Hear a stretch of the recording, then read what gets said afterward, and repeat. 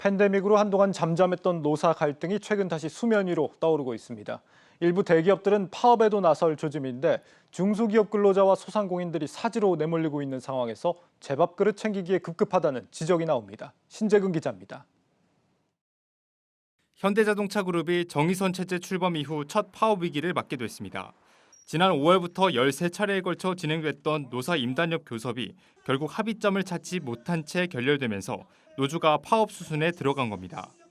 지난해 코로나19 사태에도 불구하고 회사 경영에 큰 문제가 없었다며 노조는 영업이익의 30%를 성과급으로 지급하고 만 64세까지 정년을 연장할 것을 요구하고 있고 코로나 상황이었지만 진짜 전 세계 셧다운 될 때 저희들은 거의 안 썼어요. 저분들이 노력을 해서 성과를 이뤄냈단 말이죠. 반대로 회사는 어려운 상황에서도 최고 수준의 대우를 해줬다며 지금은 투쟁이 아닌 미래를 위한 협력을 할 때라는 논리로 맞서고 있습니다. 현대차 노조는 모레 파업 찬반 투표를 진행할 예정으로 가결될 경우 생산 차질이 불가피할 전망입니다. 다른 완성차 업체들도 상황은 다르지 않습니다. 임단협 협상이 결렬되면서 한국GM 노조는 이미 파업 찬반 투표를 진행하고 있고 르노 삼성 또한 기본급 인상폭 등을 놓고 회사와 큰 이견을 보이고 있는 것으로 알려졌습니다. 오랜 수주 절벽에서 이제 막 벗어난 조선업계도 모처럼 만에 실적 개선이 기대되는 철강업계도 사정은 비슷합니다.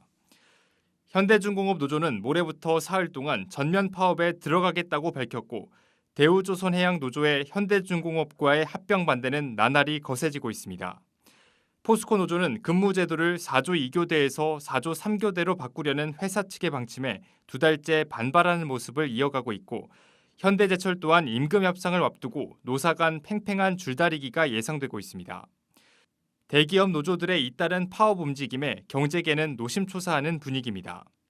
코로나19 팬데믹으로 바닥을 쳤던 경기가 이제 막 살아나려 하는데 노조의 강경한 태도에 행여 경기 회복의 불씨가 꺼지지는 않을지 우려하고 있습니다. 현재 기업들이 처하고 있는 상황을 보게 되면 반도체 수급난이라든지 또 원재료 가격 급등 등으로 인해서 사실 지금 어려운 상황인데 여기에 파업까지 이렇게 겹치게 된다면은 이제 겨우 코로나 회복기에 접어들었는데 굉장히 찬물을 끼얹어 가지고 우리나라 경제에 큰 타격을 주지 않을까 그렇게 걱정하고 있습니다. 일각에선 코로나19 사태 극복을 위해 합심하며 무분규 타결을 이끌어냈던 지난해와 달리 불과 1년 만에 다시 극단으로 치닫는 노사의 모습에 실망스럽다는 반응도 나옵니다. 포스트 코로나 시대이건만 우리나라 특유의 대립적 노사 관계는 바뀐 게 없다는 지적입니다. 하던 대로 원래 루틴하게 그렇게 해야 될 필요가 없는 거죠. 실용적인 차원에서 우리가 제대로 요구하고 제대로 일하고 이러면 사실 분견도 필요 없거든요.